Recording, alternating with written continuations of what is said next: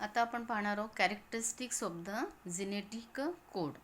मागच्या पिरियडला आपण genetic code जे आहे तो कसा डेसिफर्ड केला हरगोविंद खोराना, निरेनबर्ग, मॅथई आणि ओका यांनी कसा डेसिफर्ड केला आणि 64 कोडॉन्स जे आहे त्याची जी डिक्शनरी आहे तर त्याला आपण जेनेटिक कोड म्हणतो किंवा त्याला आपण क्रिप्टोग्राम असं सुद्धा म्हटलं जातं. ठीक आहे.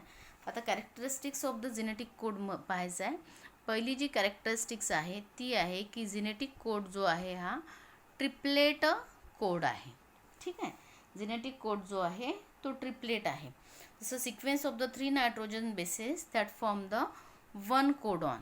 Sequence of 3 nitrogen bases form the 1 codon. ठीक है. And these 3 nitrogen bases or the sequence of the 3 nitrogen bases that specifies one particular amino acid. One particular amino acid आणि base sequence of the codon जे राहतात that is always in 5' to 3' direction. ठीक आहे. हे जे base sequence आहे हे base sequence कोडॉनमध्ये always 5' to 3' डायरेक्शननी असतात. कारण की mRNAला आपण रीड करताना सुद्धा 5' to 3' असं रीड करतो. आणि in every living organism genetic code जो राहतो that is a triplet code. In every living organisms genetic code that is always a triplet. म्हणजे जेनेटिक कोड हा नेहमी ट्रिपलेट कोड असतो. कोणताही लिव्हिंग ऑर्गॅनिझम जरी आपण घेतला तरी कोणत्याही लिव्हिंग ऑर्गॅनिझममध्ये जेनेटिक कोड हा नेहमी कसा असतो ट्रिपलेट कोड हा असतो. ठीक आहे. म्हणून पहिली कॅरेक्टरिस्टिक पाहिली आपण की genetic code that is always a triplet code. ठीक आहे. सेकंड कॅरेक्टरिस्टिक्स आहे genetic code is commaless. Genetic code is commaless. आता जेनेटिक कोड कॉमालेस म्हणजे काय की mRNA स्ट्रँडवरती जे जेनेटिक कोडॉन प्रेझेंट राहतात that are arrange one after the another without any gap or space. म्हणून त्याला म्हटलं जातं की जेनेटिक कोड जो राहतो तो कॉमालेस आहे. आता आपण काय लिहू की on the mRNA strand the triplet codons are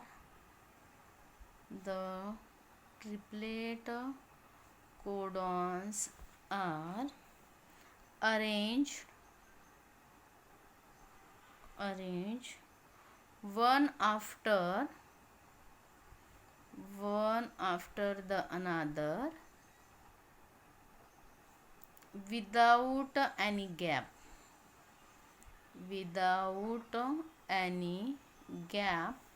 or space. So genetic code is considered as a commaless. ठीक आहे. ही झाली second characteristic. Then third characteristic distinct polarity. Genetic code has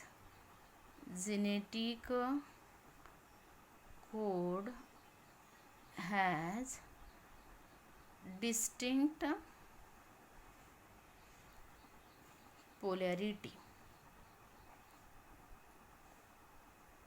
आता ही जी पोलॅरिटी आहे जेनेटिक कोडची that show the definite polarity that is the direction and always read in 5' to 3' direction. ठीक आहे. म्हणून आपण काय लिहू की genetic code has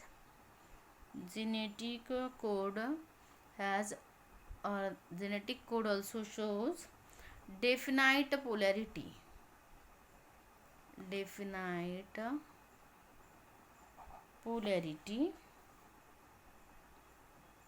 Therefore it is always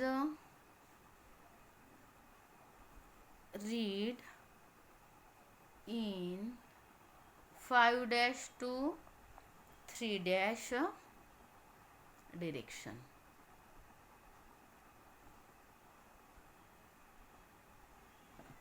And not in 3 to 5 direction.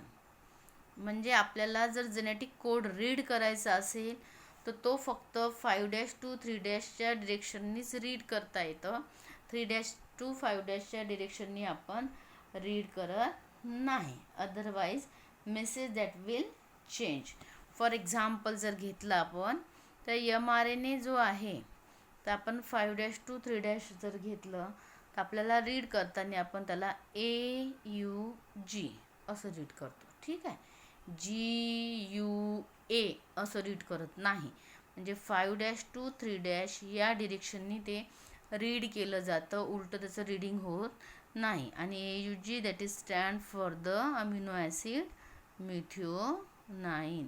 कोणताही आपल्याला जेनेटिक कोड रीड करताना हा आपण 5 to 3 नीच रीड करतो. That is called as the distinct polarity. Then genetic code is non-overlapping. Next characteristic, genetic code is non-overlapping.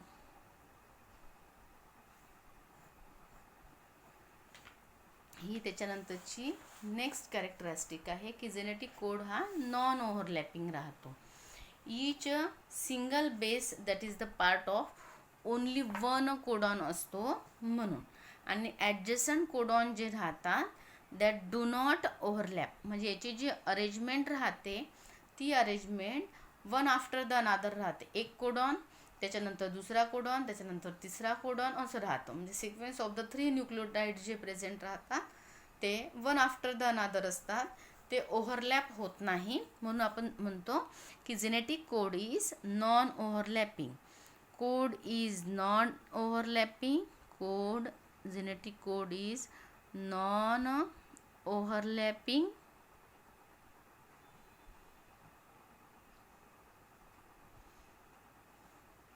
that is each single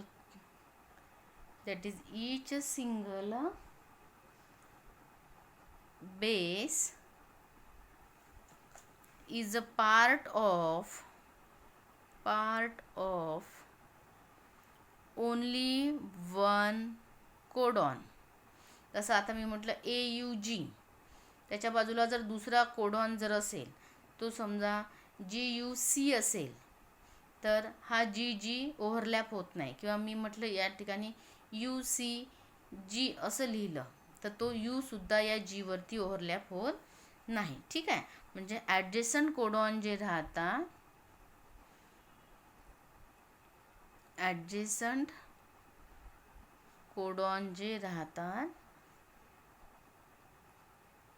that do not overlap. ठीक आहे, म्हणजे ॲडजसंट codons do not overlap.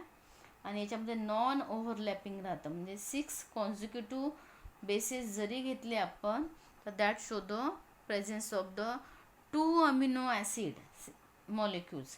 ठीक आहे, जर आपण 3 अधिक 3 असं केलं तर 6 मिळून 1 अमिनो ॲसिड हा डिनोट केला जात नाही. 3 आणि 3 हे वेगवेगळेच राहतात because that do not show any type of the overlapping. ठीक आहे, आणि म्हणून हे जे ओव्हरलॅपिंग आहे हे टोटली अब्सेंट असते.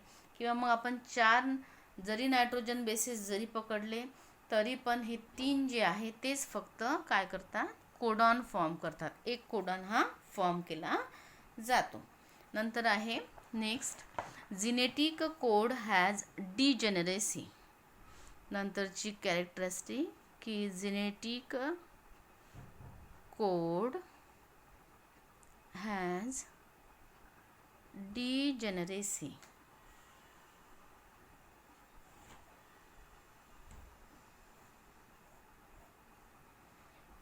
सिंगल अमिनो ॲसिड जो आहे हा सिंगल कोडॉन काय होतो डिनोट करतो.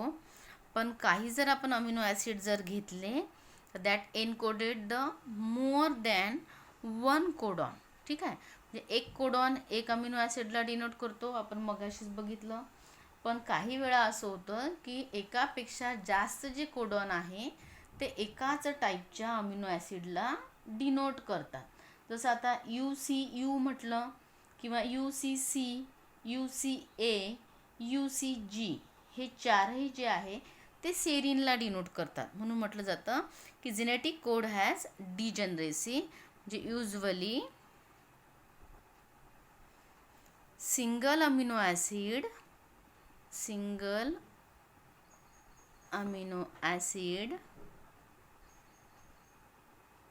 is encoded by single codon,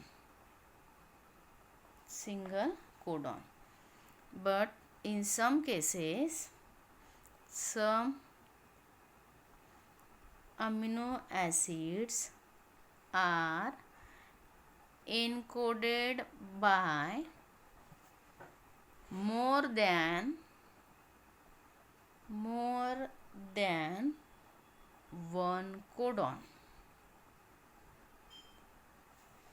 आता जसं फॉर एक्झाम्पल लिहायचं झालं तर लिहिते मी सिस्टीनचं, की सिस्टीन हे जे अमिनो ॲसिड आहे that show the presence of two codon और that is denoted by two codon UGU.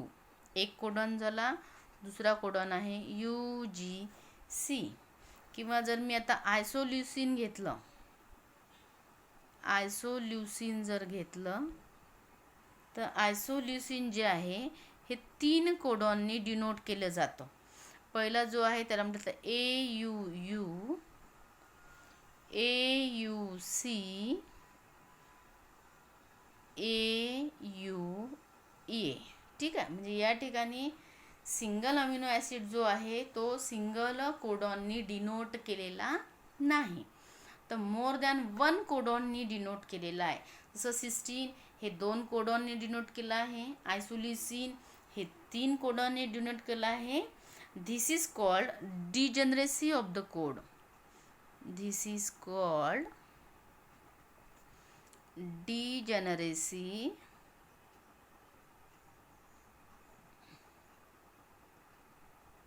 Of the code.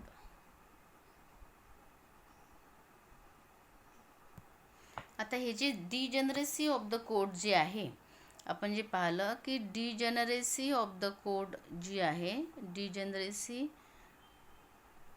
Of the code की एक जो कोडॉन आहे तो एकाच अमिनो ॲसिडला डिनोट करत नाही, तर एकापेक्षा जास्त कोडॉन हे एका अमिनो ॲसिडला डिनोट करतात.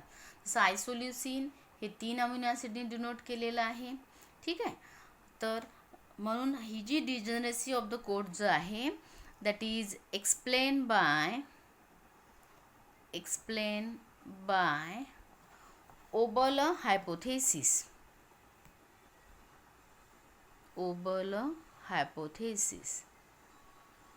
ठीक आहे, आता हा जो ओबल हायपोथेसिस आहे याच्यामध्ये first 2 bases in different codons that are identical, but the third base जो राहतो दॅट इज डिफरंट. हा थर्ड बेस जो राहतो हा डिफरंट राहतो.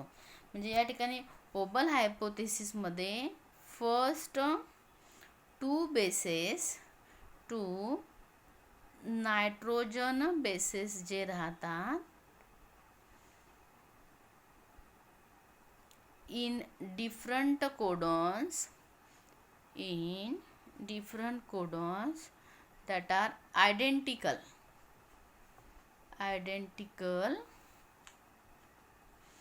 but the third base pair जो राहतो, थर्ड वन इज डिफरंट. ठीक आहे. आता हा तिसरा जो बेस पेअर आहे त्या बेस पेअरला म्हटलं तर ओबल पेअर असं म्हटलं जातं किंवा त्याला ओबल बेस पेअर असं म्हटलं जातं.